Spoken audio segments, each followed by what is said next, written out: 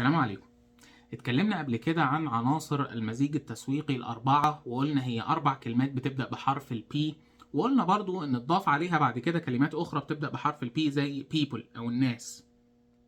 people نقدر نقول إن هي ال P ال5، وهي في الحقيقة في غاية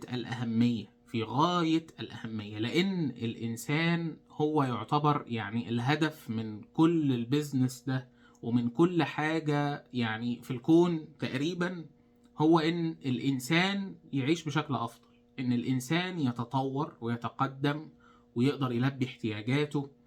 فبالتالي لو أنت بقى عندك منظومة عمل، أنت صاحب بيزنس، وأهملت حتة الإنسان دي، حتى لو اهتميت بكل عناصر المزيج التسويقي، وحتى لو طبقت كل حاجة في البيزنس يعني كما يجب أن تكون، وأهملت الناس، تأكد أنك لا يمكن تنجح. لأن إحنا غصب عننا كائنات عاطفية، كائنات بتتأثر بالمشاعر.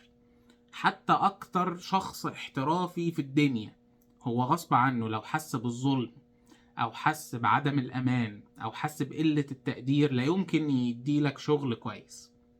فبالتالي رسالة مهمة لكل صاحب عمل: اهتم بالناس بتوعك قبل أي حاجة.